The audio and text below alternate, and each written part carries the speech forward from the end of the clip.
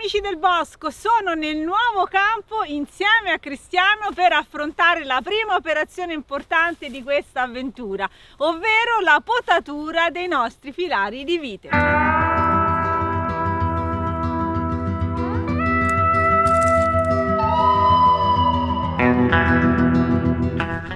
Sega.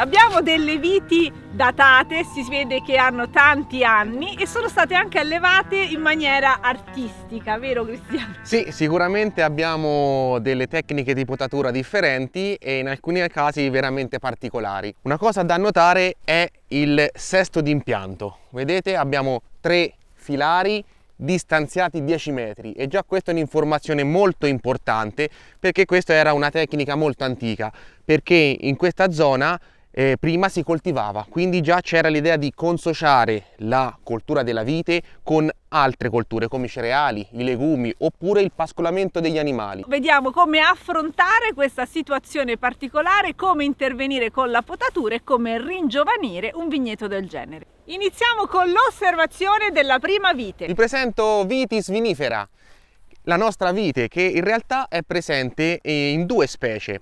Vitis vinifera sativa, che è questa, che poi è presente in tutte le varie cultivar utilizzate proprio per la vinificazione, per la produzione di vino, e Vitis vinifera silvestris, che è la specie selvatica.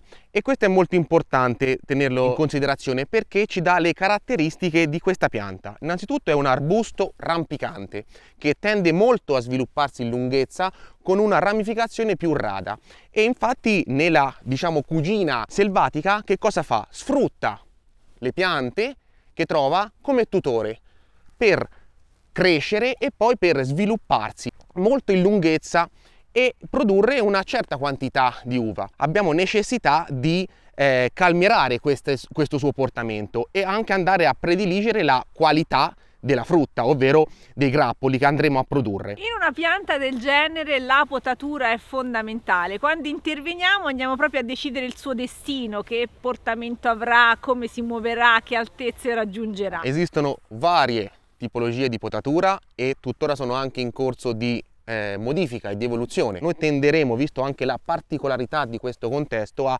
seguire il più possibile il portamento naturale della pianta. La vite innanzitutto va a fruttificare nel germoglio che cresce l'anno stesso, della stessa primavera, che è inserito nel tralcio dell'anno precedente. Facciamo un esempio. Qui vedete questo tralcio che è dell'anno scorso, che ha prodotto l'anno scorso e che era inserito nel tralcio dell'anno precedente. Ci sono tante tecniche diverse di potatura della vite, quindi dobbiamo scegliere quale preferiamo, ma in questo caso dobbiamo capire quale si adatta di più. Se volessimo fare un elenco delle varie tecniche di potatura, dovremmo menzionare sicuramente il Guyot, che è una delle potature per eccellenza e ampiamente utilizzate, quella che poi io soggettivamente preferisco per varie ragioni e che si concretizza nel lasciare nella pianta un capo a frutto e un piccolo sperone, dal quale poi nascerà il capo dell'anno successivo. Questo sperone anche gergalmente chiamato razzolo, tipicamente qui in Toscana. Poi questo Guyot può avere però delle evoluzioni, può essere doppio, ovvero con 2 capi e 2 speroni, oppure addirittura un Guyot capovolto, in cui il capo viene legato non al primo ma al secondo filo, oppure un doppio capovolto con 2 capi e 2 razzoli che vanno al secondo filo. Quindi capite, poi ci sono varie modalità. Naturalmente dobbiamo menzionare anche il cordone speronato, di cui qui abbiamo un esempio, ma poi la pergola, il tendone, l'alberello.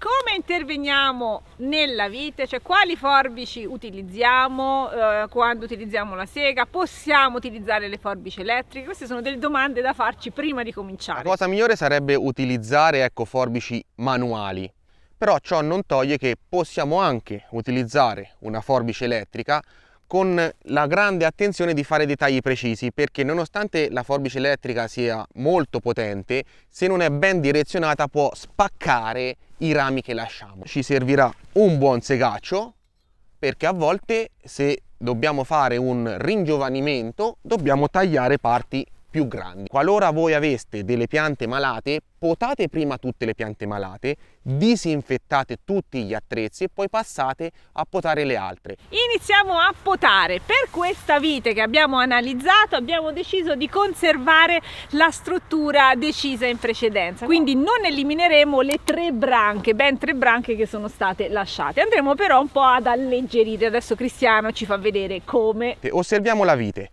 abbiamo l'asse centrale che si biforca, quindi abbiamo in realtà quello che è un doppio cordone e poi addirittura un altro tralcio che parte e arriva al secondo filo, dove è stato poi riprodotto, diciamo, un altro cordone. La struttura è bella, come vedete, molto anche artistica, però dobbiamo riuscire anche a capire qual è l'equilibrio migliore per la pianta. Vedo molti rami anche con un diametro discretamente sottile e quindi sicuramente la pianta ha fatto molta fatica a portare avanti tutta questa vegetazione, quindi cerchiamo di ridurla e concentrare le sue energie. Questo cordone presenta, vedete, 4 punti vegetativi, quindi innanzitutto io proporrei di ridurli, perché la pianta è cresciuta molto anche nella parte apicale e ha molta vigoria e è cresciuta addirittura andando a sovrastare l'altra vite, quindi io andrei proprio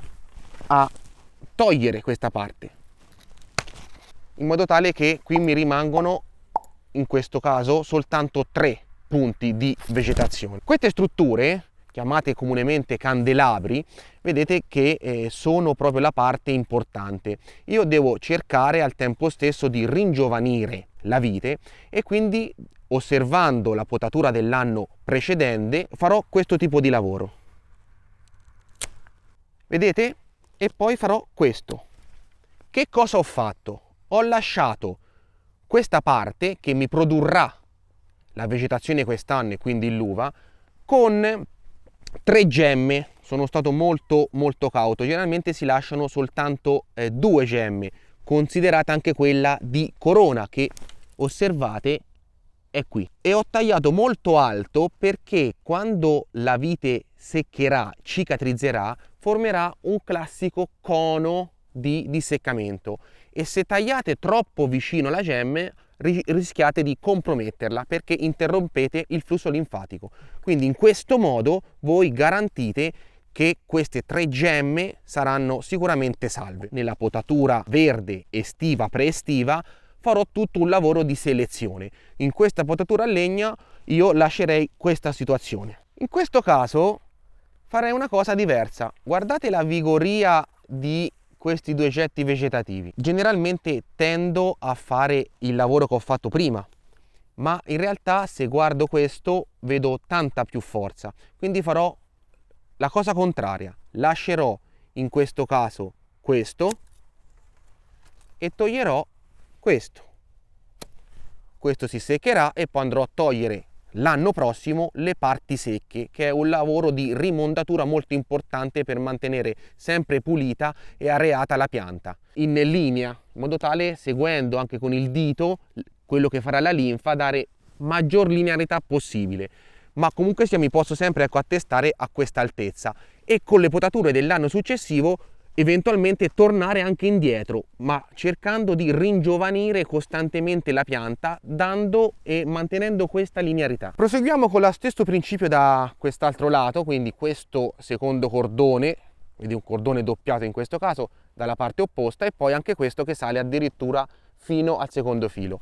Vedete che alcune gemme poi sono nate anche sotto nella parte inferiore e queste sono sempre da togliere e da pulire.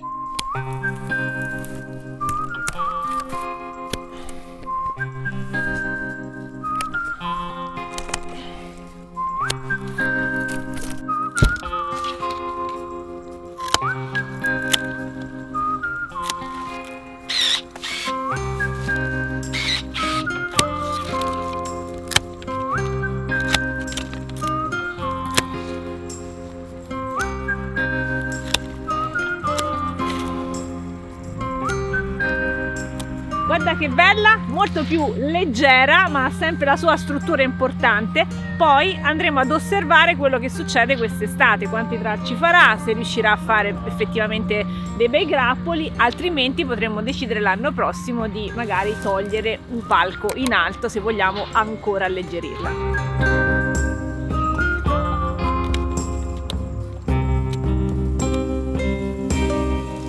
Diciamo una situazione leggermente più standard, e qui faremo un semplice Guyot ma anche con un discreto ringiovanimento della vite. Osserviamo sempre la pianta, si parte sempre dal basso e dall'alto. Questi li vado subito a rimuovere.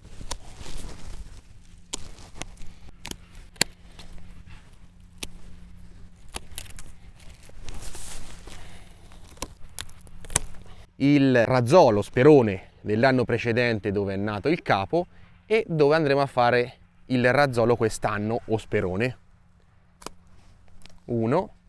Taglio, come vedete, il cono disseccato, cicatrizzato dell'anno precedente, e pulisco con attenzione tutto il capo. E qui conterò all'incirca 1, 2, 3, 4, 5, 6, 7, 8 gemme, e qui posso cimare 8-10 gemme al massimo, dipende anche dalla vigoria della pianta. In questo caso è una vite, diciamo, debole, che cercheremo di rafforzare. Questo capo naturalmente verrà piegato al primo filo, che qui andrà ripristinato perché purtroppo è stato tagliato in precedenza. Vedete, uva che non è stata raccolta mi indica che questo è il ramo dell'anno scorso, un classico caso in cui questo sperone, dopo vari anni di potature, si è del tutto seccato. Vedete?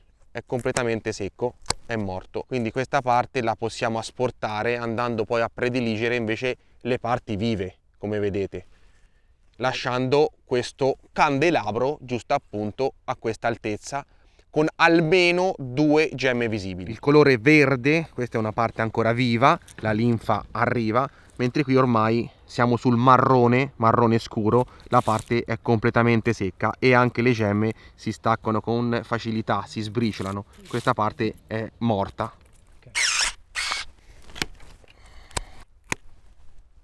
Anche questo razzolo era secco, quindi proviamo a lasciare questo micro sperone, sperando nella gemma di corona e togliendo tutto il secco possibile. Attenzione anche ai legacci, soprattutto questi di plastica, che tendono a stringere eccessivamente la vite, lasciano dei segni che poi tendono a proprio stritolare la vite, quindi meglio tagliarli e sostituirli con quelli biodegradabili, o come si vedeva le facevano con il vinco, che è la cosa migliore in assoluto, anche se più laboriosa. Questi sotto, vedi, toglieteli sempre. 1, 2, questo vedi si è già seccato, questo nasce da sotto, io farei un taglio qua. Sei d'accordo Vasco? 1, 2, 1, 2 e questo lo togliamo e rifinisco. Si può fare così. Il cono di disseccamento, qui si vede bene anche il foro, questa forma proprio a cuneo, a cono, che secca questa parte, che adesso posso tranquillamente rimuovere. Dopo l'intervento di Cristiano vediamo questi cordoni speronati che riprendono forma. Questo qua insomma è abbastanza lineare, anche se va sistemata un po' la posizione degli speroni, e questo che insomma è abbastanza anomalo perché lo abbiamo intanto nel secondo filo e poi con questa forma veramente monumentale, qua è stupendo. Vedete qui, durante gli anni, durante le potature, è stato scelto di portare un tralcio che nasceva a sinistra, di piegarlo e portarlo a destra. Qui la stessa cosa, questo nasceva a destra, è stato piegato sotto, passa sotto e va a sinistra. Queste sono situazioni, diciamo, da evitare, perché dobbiamo mantenere questa linearità della pianta, del nostro arbusto, per anche facilitare il flusso linfatico, anche perché, dato che è una pianta soggetta a molte potature, sia a legno sia verdi, tenderà a creare tanti coni di disseccamento, e quindi facilitare la forma proprio la morfologia della pianta è una regola molto importante. Su questa vite abbiamo ragionato tanto, è veramente tanto contorta, volevamo recuperarla, ma ci siamo accorti che qualunque taglio facessimo sarebbe stato un taglio grande, quindi poi difficilmente riassorbibile dalla vite. Quindi lasceremo il nodo. In alternativa, eventualmente lo faremo un altro anno, si può tagliare proprio in basso e allevare un nuovo pollone, quindi avere una vite nuova che poi facciamo andare per il verso giusto. In questa situazione molto contorta, poi naturalmente la pianta continua comunque sia a germogliare e produce anche questi getti molto disordinati, e immaginate qui anche le condizioni di umidità che si possono creare, facilitando moltissimo le patologie fungine, che sono un problema immenso. Guardate per esempio un vecchio taglio su questa vite che comunque sia produce delle problematiche. Si è fessurato, si è spaccato, qui possono entrare comunque sia patogeni, acqua, e quindi deteriorare lo stato generale di salute della pianta. Un altro caso di una vite che è cresciuta moltissimo e che ha assunto questa forma veramente contorta, quindi cerchiamo di fare una sorta di riforma, di ringiovanimento per quest'anno, e vedremo poi come si comporta e come reagisce la pianta. Sega.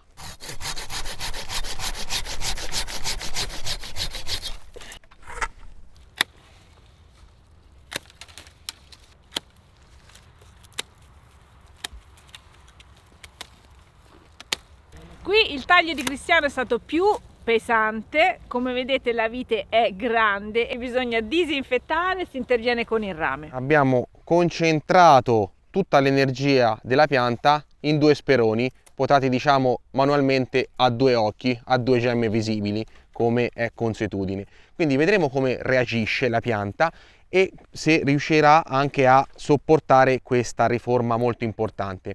Il proprietario in precedenza aveva la tendenza ad allungare i capi anche per molti metri, probabilmente per andare a recuperare qualche fallanza di altre viti che erano morte. Questo può essere diciamo una soluzione, ma in realtà poi comporta anche un grande dispendio energetico per la vite e quindi anche poi sulla qualità dell'uva, perché ricordiamoci che noi potiamo per anche avere una qualità e una quantità idonea. La vite selvatica produce uva e nessuno la pota, però ovviamente sono grappoli molto più piccoli che hanno delle caratteristiche organolettiche completamente diverse, molto apprezzate dagli uccelli, ma noi abbiamo altre esigenze. E qui l'intervento più drastico: abbiamo deciso di tagliare qua giù e di allevare un nuovo pollone, perché la pianta ci sembra veramente in cattive condizioni, la maggior parte dei rami sono già secchi e quindi gli diamo una nuova chance ripartendo da terra. Guardate anche lo stato di salute del tronco, purtroppo cavitazione, grandi danni, zone completamente disseccate, sicuramente ci sono stati in passato anche problemi legati al gelo, manca il rodilegno, alla tignola e ad altre problematiche, quindi il legno è molto vecchio, molto fessurato, quindi andremo a fare un taglio drastico e ripartiremo dal pollone che quest'anno la pianta rifarà. In genere dopo una trentina d'anni la vigna è pronta per essere espiantata ed eventualmente sostituita con le nuove barbatelle. In realtà possiamo avere quello che abbiamo cercato di fare oggi, un atteggiamento diverso, un po' più conservativo. Intanto anche il tipo di potatura ci aiuta a allungare la vita della vite. Infatti bisogna sempre valutare lo stato di salute. Per esempio una potatura basata prevalentemente sul cordone speronato tende a sfruttare in maniera più intensiva la vite e anche poi indirettamente il suolo, e accorciare tendenzialmente quella fascia di produttività, di reddito anche di un vigneto, mentre il Guyot tende a rinnovare costantemente la vite e ad allungargli anche la vita, a discapito eventualmente anche di una certa quantità di produzione di uva. Se ereditiamo una vite magari dal nonno, abbiamo la voglia di avere anche piante belle da vedere, che siano sia sì produttive, ma insomma la produzione, la massimizzazione della produzione non è il valore principale, possiamo adottare queste tecniche per mantenerci queste piante speciali. Infatti ecco, le piante hanno questa grande capacità di rigenerarsi, quindi anche un intervento come questo, molto forte, molto drastico, però può ringiovanire la pianta e dargli nuova proprio linfa vitale. Con questo tronco di vite ci facciamo una bella scultura. Cristiano, grazie dei tanti consigli, adesso però non te ne vai perché continuiamo a potare. Sicuramente! Mi raccomando, iscrivetevi al canale, seguiteci perché questo è solo l'inizio delle avventure al nuovo terreno. Vi faremo vedere come stanno le viti dopo la riforma, ma tutti gli altri interventi ce ne saranno tanti, mi raccomando. Ci vediamo al prossimo, ciao! Ciao!